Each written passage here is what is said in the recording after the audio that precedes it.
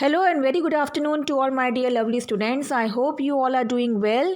Stay home and stay safe. Dear students, today in this video I am going to explain you the story An Alien Hand, which is taken from your English supplementary book An Alien Hand only.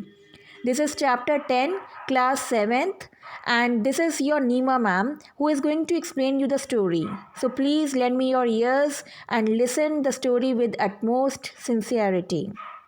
Alright, students, this is a very interesting story, and this entertaining novel, An Alien Hand, is written by author astrophysicist Jayant Narlikar. The story explains why NASA's Viking mission failed to find life on Mars. The story begins with a child, Tillu. Tillu lives under the surface of Mars along with his parents and others. Some of these people go to the surface and work by special routes. Tillu wants to know what's behind this path. So, students, one day Tillu's father was napping. Tillu got the opportunity and grabbed the father's security card. Right, so Tillu went ahead and crossed the metal gate. But soon security devices detected the unauthorized person and brought Tillu to his home. And Tillu's mother was frowned and angry upon Tillu. So, students, Tillu's father had awakened by now. Tillu's father told him that at first their planet was good for survival. A small change in the sun greatly affected the planet and made our life unfavorable. First, the birds die and then the fish. Since then, we are all living under the planet. We have put machinery on the surface to support life. I go there to see them and repair them. He also told to Tillu that the air there is very thin and the temperature is very low over there. I wear oxygen and suits to survive there. You cannot go on like this. If you want to go over there, you need to grow up and you will have an alien spacecraft. Then, students, the next day, Tillu's father took Tillu to the workplace. This was a great day for Tillu, but unexpectedly, there was a big crowd there. They came to know that two alien spacecraft was approaching the planet and all the workers were watching it on the display screen. So, students, very soon one planet landed on the planet. Okay, and the president came with the announcement. His team consisted of an in charge of defense, number one, a committee of scientists, number two, and a social scientist, number three. The president asked their options. Number one believed to not to destroy the spacecraft in space but to wait and let it approach the planet. Number 2 believed that we don't know the technology and the intention, so we should watch passively and not reveal our existence.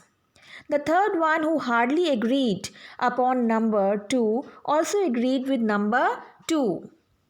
He explained that our plant condition gives the impression of no life. Right? So we should minimize our activity to do that. Now, students, what happened next is very interesting because Tillu was very excited, isn't it? And what happened over there now? Tillu very soon when he reached there and he was so excited in that on that surface. So soon the plane landed on the planet.